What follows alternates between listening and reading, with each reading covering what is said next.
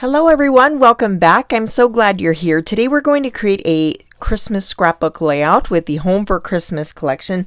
Now there is a special out called I Want Candy, which is actually a Halloween special, but it has two themes. One side's kind of Halloween and the other way you can go with more of a fun candy theme. So this is the stamp set for the more candy theme, and I thought, oh, this is going to be perfect. It made me think of these photos that I have, and I want to tell this story of my son Hayden. You can see he's got a basket full of candy there, and he's packing Christmas boxes for Operation Christmas Child, which I'll explain more what that charity is, but he used his own money, and this was a school project that he had to do, and it was his idea, and it was just kind of a really sweet memory.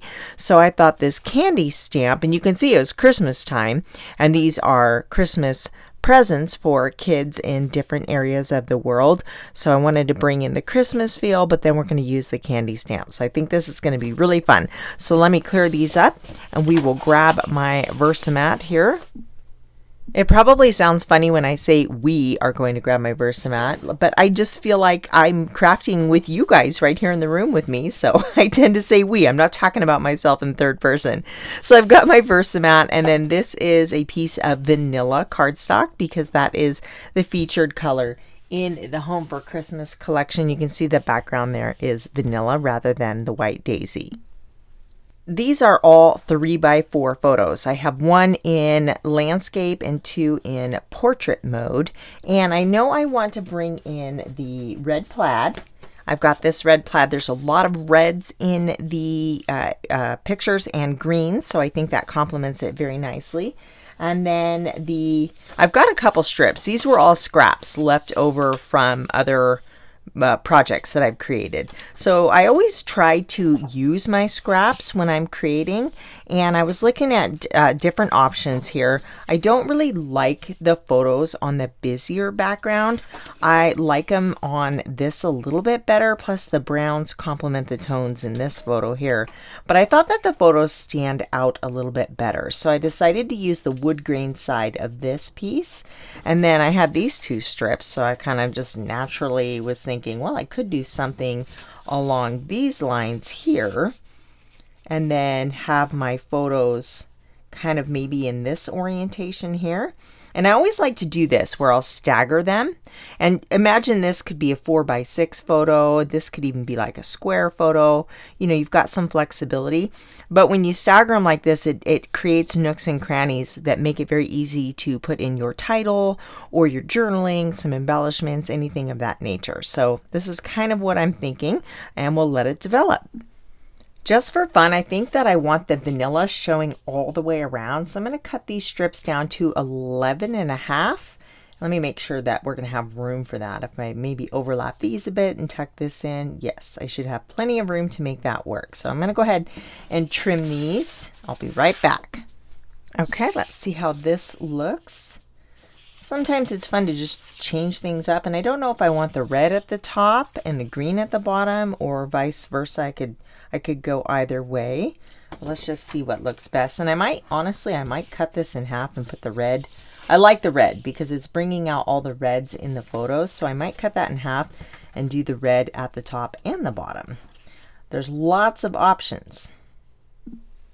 We could just add a strip of the red here at the bottom to bring that color down and leave the green, so we can do that.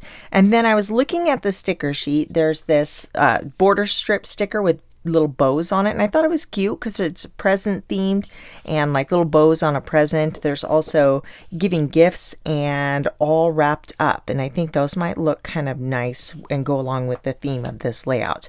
But I was thinking I want to bring in more of the vanilla and kind of brighten this layout up, but maybe this up top there. Of course, I'll need to trim that down a little bit.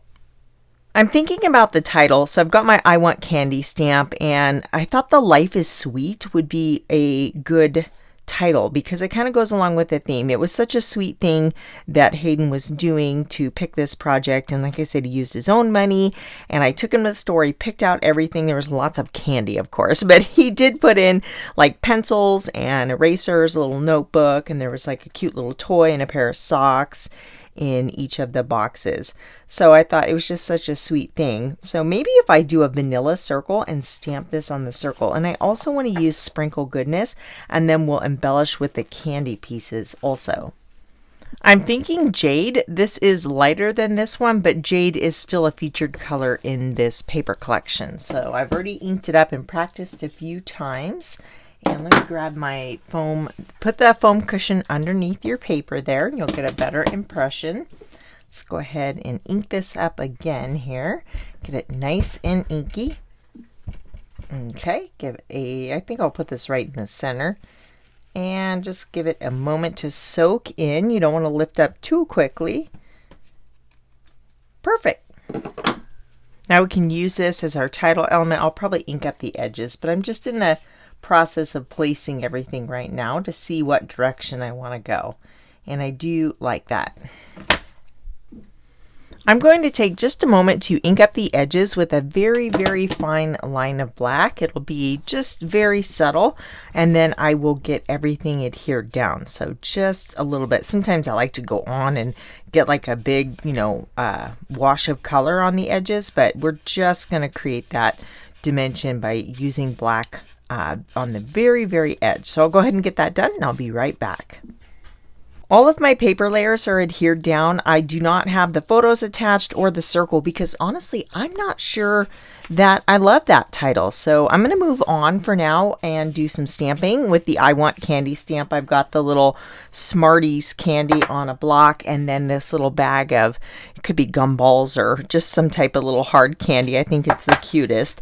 And this stamp set does come with coordinating thin cuts. And what I was super excited about is there's a stamp for this little, little candy in the wrapper that you can die cut out, but there's also die cuts that you use without the stamp. So there's a couple different options here. You can layer them and make different configurations. It's so cute.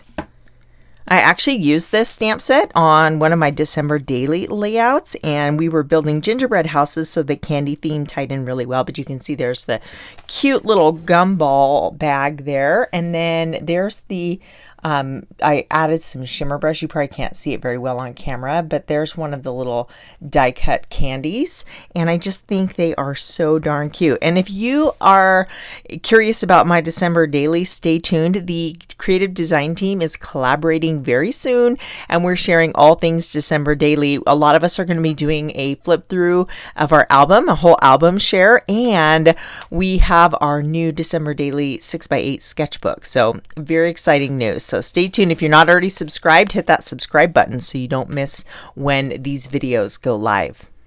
I'm actually going to be doing lots of stamping, so I'm just going to bring in my VersaMat here with all this foam surface. I've got a piece of white daisy for these two, and then I thought it'd be fun to add a different stamp set. This is the Home for Christmas Scrapbooking, which goes along with this collection, but I thought this would be great all year long because you can make gift boxes.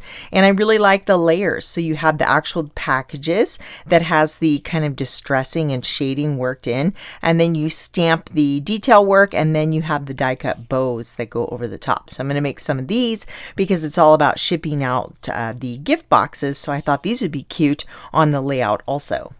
I plan on coloring these in with my Spectrum Noir Tri-Blend markers, so I'm going to stamp them in intense black ink. We'll start with this cute little bag of candy, and I'm going to color them in Christmas colors, but of course, if you're creating like a Halloween layout or birthday layout, you can color your candy any color you want to match your photos. I'll set that aside to dry and then work on my little Christmas presents. I'm going to use mink ink. This is a coordinating color in this collection. So I love that when they just tell you these are the coordinating colors. You don't even have to think about it. You just go grab those ink pads and you know it's going to look beautiful. It's such a great system. So I'm stamping the base in the mink, and you'll see when I stamp this, it has all of that shading kind of worked into the image. That's how it's supposed to stamp, and it looks great. So let's go ahead and stamp the overlay with maybe jade. Let's use jade. Let me get that one out of the way. And then this is a nice little checked pattern or kind of crisscross pattern here. and line it up. It's easy to line up with your clear blocks. And then for the next one, the smallest gift, I'm going to stamp that in jade ink since I already have that out. And then I'll use black to add the detail layer to this particular image. In the stamping, they actually work in where to put the bows too, so that makes it fail-proof. So I'm going to stamp these little stripes here. Perfect, that's turning out great. And here's a little hint for you.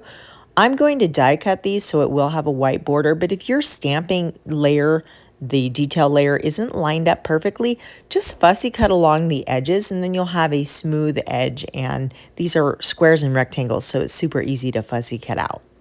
I stamped that in candy apple, and then I'm going to stamp right over the top with candy apple again, giving those little stripes. And now I'm going to die cut these out, and for the bows, I will use gold foil. So we've got these cute little ribbons, and I want to bring in some gold. And through the magic of editing, I've got all of my pieces, and here's that cute little candy stamp or die cut. Can you see the little swirly detail in the center there? Let's go ahead and get these glued together. I like to use my Barely Art Precision Tip craft glue anytime I'm working with intricate pieces like this. There's also double-sided adhesive tape, but honestly, I never remember to use it. I think I need to like put it out on my desk or something because it is quite handy for these delicate pieces. But the fine tip on this glue makes it pretty simple also. So grab them with your tweezers so you can kind of see better without having your fingers in the way, and then just line them up on your little presents, and you have these dimensional cute little gift boxes. I do want to add some shimmer brush. This is the Candy Apple Red shimmer brush. I'm going to paint this little candy here so when it dries it'll be red and super sparkly.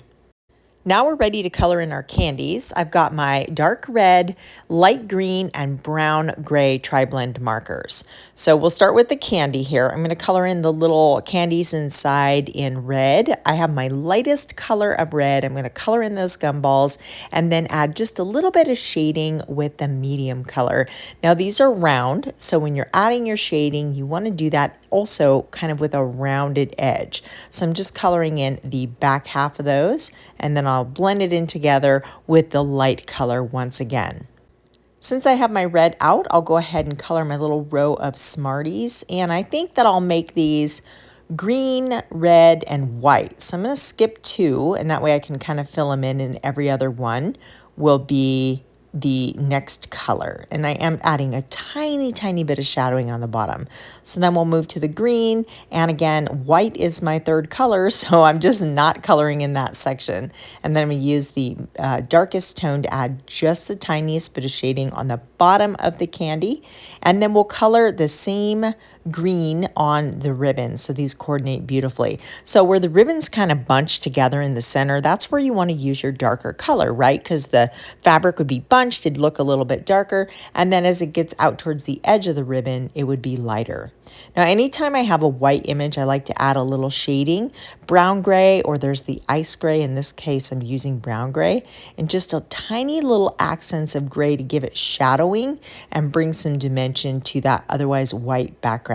So the white pieces on my Smartie, I'll shadow the bottom of those. And then why not add a little sparkle, right? It's Christmas, we need sparkle, and this actually kind of makes it look more plastic-like too because it has a shimmery effect. You could use liquid glass also on this little bag, and that'd be really cute. My sister just bought this candy stamp, and she said she was going to use it for birthdays and like piñata themed pages, all sorts of fun ideas for the candy stamp. Now for the fun part, we're ready to embellish, right? So we've got our presents, our candy, and then I also have this sticker all wrapped up, and then this mailbox die cut. So there's some chipboard or paperboard dies that come with this, but this little layered mailbox, I thought how perfect, because that's what this charity does. They mail these boxes out to children all over the world. So I wanted to play up the whole, concept with the presents and the mailbox. You just want to add your top layer to the paperboard shape underneath. Paperboard is a little bit thinner than chipboard, but thicker than cardstock. It's really nice to work with. So we'll probably create a cluster down on the bottom. Now these are from the workshop, these little banner tailed pieces, and I thought they might be fun to incorporate around the title to add a little bit of detail. So we'll bring maybe the red one kind of behind here. I think I want to put the presents down around the mailbox, and then we'll put the candy kind of up top. So we'll just create a little cluster. I love to dry fit everything first and then just kind of see how I feel about it. This sticker will look perfect right here, actually. I like that. And then the candy up top. Now, anytime I'm layering little pieces, I like to kind of put those on a tag. So I cut a jade tag, and then we can arrange those little candy pieces over the kind of top. Just it helps them pop off that background a little when they're these small pieces. Now that gets kind of lost there. What if we move this over here? That's cute. I like that. You know, I'm not 100% sure. I went ahead and added my journaling. I typed it up on my computer, printed it out on vanilla cardstock, and cut it into strips. And you know what? It's okay. This is not bad. I like it, but I don't love it. So I am going to try a few different options. I feel like we're a little bit bottom heavy, so I think I'm going to move the title up here and switch a few things around and check it out. This is exactly why I dry fit my pieces, because sometimes you get to the end and you're like, I just don't like it. Something's off, right? And I want to be able to move them around. Of course, you can go crazy with this process because there's so many different options, and you can keep moving those pieces around. And at some point you need to tell yourself, just go for it. So I might try one, maybe two different other ideas if it just isn't resonating with me, and see. I'm going to try one more thing. I think the circle might be the issue. So I stamped the title on this bracket here. This is a set of nesting brackets. I've got two different sizes. I really love the stitching detail, so I cut it out with the larger one. And let me go ahead and try this as an option. Another thing I find really helpful is to take a photo of your layout and then look at it through your phone screen. I don't know why, but it makes a huge difference. So I will try a few different things and then just swipe back and forth between the photos, and then I can really identify what it is that I don't like or I want to change, or maybe see where it needs something. So taking a photo is definitely a great technique when you are feeling unsure about the direction of your layout. Sometimes you just need to walk away and come back the next morning. Okay, after all of that tweaking, I think I am very happy with the end result. I did change the journaling here. So what I did is shrink it. I shrunk the text size and I lengthened the size of the strips so that it condensed it to this area rather than running all the way down into this pine green pattern paper. So it just looks a little bit tidier. And then I added this super cute puffy sticker to our little candy cluster up top. That is from the I Want Candy puffy stickers. There's candies and cupcakes and stars and little peppermints and swirls. So cute. I love these puffy stickers. And then I added this little envelope and the tree, which were fussy cut from the Home for Christmas pattern paper. And one side's poinsettias, and you have this one. These are great for fussy cutting. There's even more of the mailboxes on there. But yeah, you could fussy cut all of these little icons, and they'd be great for scrapbook layouts or cards, or you could just use it as a pattern paper. But I really like how this turned out. So hopefully, thanks for hanging with me through all of my indecisiveness today. But yeah, definitely a very fun Christmas memory. If you're looking for more Christmas inspiration, go ahead and watch these videos right here. And everything I used to create today's layout can be found in the description box. Thank you so much for watching. Go ahead and hit that thumbs up button if you enjoyed this video, and I'll see you next time. Bye.